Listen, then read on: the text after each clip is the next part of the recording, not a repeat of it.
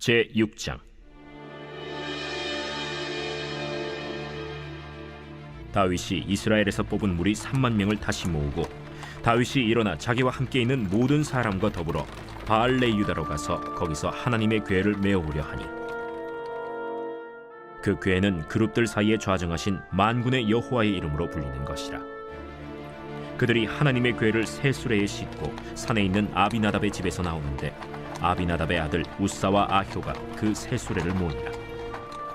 그들이 산에 있는 아비나답의 집에서 하나님의 궤를 싣고 나올 때에 아효는 궤 앞에서 가고, 다윗과 이스라엘 온 족속은 잣나무로 만든 여러 가지 악기와 수금과 비파와 소고와 양금과 제금으로 여호와 앞에서 연주하더라. 그들이 나곤의 타작마당에 이르러서는 소들이 뛰므로 우사가 손을 들어 하나님의 궤를 붙들었더니, 여호와 하나님이 우사가 잘못함으로 말미암아 진노하사 그를 그곳에서 치시니 그가 거기 하나님의 궤 곁에서 죽으니라. 여호와께서 우사를 치심으로 다윗이 분하여 그곳을 베레스 우사라 부르니 그 이름이 오늘까지 이르니라. 다윗이 그날에 여호와를 두려워하여 이르되, 여호와의 궤가 어찌 내게로 오리오? 하고 다윗이 여호와의 궤를 옮겨 다윗성 자기에게로 메어가기를 즐겨하지 아니하고 가드 사람 오벳 에돔의 집으로 메어간지라. 여호와의 궤가 가드 사람 오벳 에돔의 집에 석 달을 있었는데 여호와께서 오벳 에돔과 그의 온 집에 복을 주시니라. 할렐루야. 오늘 저는 베레스 우사라는 제목으로 은혜를 나누고자 합니다. 예전에 저는 어떤 억울한 버스 기사님의 사건을 기사로 접한 적이 있습니다. 기사님이 운전을 하는데 어떤 할머니가 정류장과 정류장 사이에서 자신을 내려달라고 요청한 거죠. 기사님이 그 할머니를 보니까 너무 연약해 보이고 걸음이 불편해 보여서 이 기사님은 이례적으로 그 할머니를 정류장과 정류장 사이에 내려주셨다고 합니다. 그리고 그 기사님은요, 이 일로 감봉과 징계를 받게 되었지요. 법의 판단은 단호했습니다. 개인적 선행은 인정이 되지만 그로 인해서 공동의 법규를 어기는 것이 불가하다라는 것이었죠. 그와 같은 행동이 반복이 되어서 역사에 내려주는 일들이 빈번해지면 교통 질서가 어지러워지고 사고의 위험성도 있다는 그런 이야기였습니다. 다소 억울해 보이지만 개인적 선행과 공동체의 질서 사이에서 공인이라면 어떻게 판단을 해야 하는지를 잘 설명해주는 그런 사례라고 할 수 있겠죠. 오늘 본문은 베레스 우사 사건으로요, 베레스 우사는 우사를 치시다 또는 우사의 위반 정도로 해석이 되는 단어입니다. 간단하게 말씀드려서 우사가 무언가를 위반했고요, 그걸 하나님께서 치셔서 우사가 죽은 겁니다. 그래서 다윗이 그것을 보고 애도하면서 지은 이름이다. 그것이 바로 베레스 우사다. 이렇게 이해하시면 되겠습니다. 어제 말씀에 이어서 다윗은 성전 건축 프로젝트에 착수합니다. 그러려면요, 제일 먼저 해야 하는 일이 여호와의 법궤를 수도 예루살렘으로 옮겨야 하는 일이었습니다. 그 당시 여호와의 법궤는 어디 있었을까요? 숲의 성읍이라는 뜻을 가진 기럇 여아림이라는 곳에 있었습니다. 엘리 제사장 시절에 이스라엘은 아벡 전투에서 블레셋에게 여호와의 법궤를 빼앗깁니다. 그런데 그 빼앗긴 법궤는요, 그 여호와의 법궤는 놀라운 신위를 발휘하여서 블레셋을 굉장히 혼란에 빠뜨리고 곤란하게 만들죠. 그래서 블레셋은 다시 여호와의 법궤를 이스라엘에게 보내게 됩니다. 그러면서 보내진 그런 땅이 베세메스라는 곳이었는데요. 그 베세메스에 머물렀던 법궤가 후에는 기럇 여아림의 아비나답이라는 사람의 집으로 옮겨지게 됩니다. 이게 오늘 본문을 보게 되면요, 다윗은 이스라엘에서 뽑은 무리 3만 명과 함께 여호와의 법궤를 옮기려고 하죠. 근데 오늘 지명을 보면 달라요. 바알레 유다라고 하거든요. 그런데 이것은요, 기럇 여아림의 또 다른 이름입니다.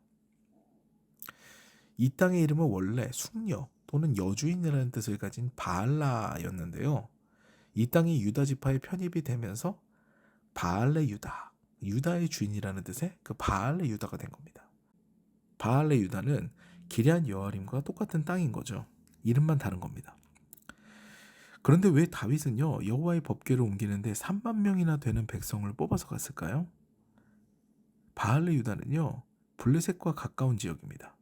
그러니까 혹시 모를 분쟁과 불미스러운 사태에 대비해서 다윗은 3만 명의 군사와 함께 여호와의 법궤를 옮긴 것이죠.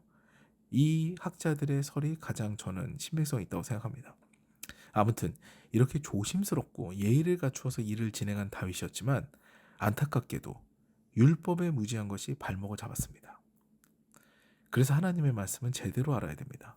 원래 여호와의 법궤는요, 고앗 자손만, 레위 자손 중에서도 고앗 자손만이 운반할 수가 있습니다.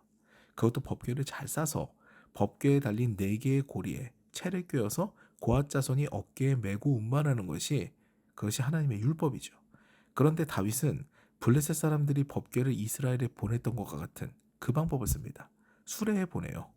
물론 다윗은 예절을 갖춥니다. 새 수레를 준비해서 옮기지요. 그런데 이방인의 방법이에요. 이거는 이스라엘 율법이 아닙니다.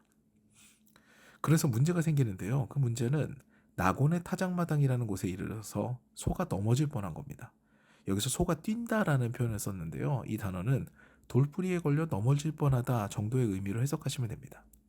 이에 법궤를 보관하던 아비나답의 집에 그 아비나답의 아들이 이 법궤를 옮기고 있었는데요.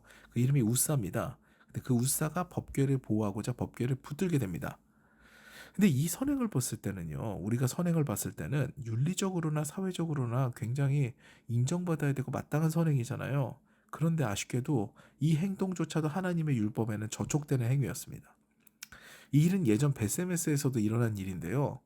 블레셋으로부터 법궤를 찾은 이스라엘은요, 베세메스 사람들이죠. 그 법궤를 호기심이 들여다보는 행동을 합니다. 그리고 그 사람들은 그 자리에서 다 죽지요. 우사 역시 하나님께서 바로 처벌하십니다. 치셨어요. 그래서 죽습니다. 이에 다윗은 너무 놀랐습니다. 자신이 법궤를 가져와서 예루살렘에 가져와서 하나님이 왕이다, 하나님께서 우리의 주인이다, 이걸 선포하려고 그랬는데 자신이 무엇을 잘못했는지 그 당시까지 잘 몰랐을 수 있습니다. 근데 그 당시 사람이 죽고 여호와의 법궤를 옮기는 것 자체가 나에게 문제가 있을까? 이런 생각을 했는지 계속해서 옮기지 않습니다. 하나님께서 화를 내셨으니 이제는 일단 하나님의 뜻을 구해야겠다라는 생각을 하는 거죠. 그리고 여호와의 궤는요, 아이러니하게도 이방인인 가드 사람 오베데돔의 집으로 갑니다. 율법을 모르는 블레셋인들이 수레에 태워서 보내도 하나님께서 눈 감으신 것을 기억한 거죠. 근데 율법을 알아야 되는 이스라엘인에게는 하나님께서 징계하셨거든요. 그러니까 이스라엘인에게 법궤를 맡기는 것보다 가드 사람 오베데돔에게 오히려 맡기는 것이 낫겠다라는 판단을 한 모양입니다. 다행히도요, 하나님께서는 진노를 딱 거기까지만 하셨어요. 법궤가 3달 동안 오벳 에돔의 집에서 머무는 동안 그 집에 하나님께서는 복을 내리십니다. 사랑하는 여러분, 아무리 좋은 행동, 선한 행동도요, 하나님의 뜻보다, 하나님의 방법보다 우선하지 않습니다. 하나님께서 무엇을 기뻐하시는지 우리는 제대로 아는 게 중요해요. 그래서 말씀을 보고 말씀을 듣는 시간이 상당히 중요합니다. 우리는 수시로 말씀을 묵상하고 예배를 사모해야 되죠. 그리고 말씀을 묵상하고 예배를 사모하는 자가 온전하게 하나님께서 예정하신 복을 받는 사람입니다. 오늘도 하나님의 말씀을 귀담아 듣고 행함으로 하나님께서 기뻐하시는 삶, 복된 삶을 살아가시는 저와 여러분 되시기를 주님의 이름으로 축원합니다.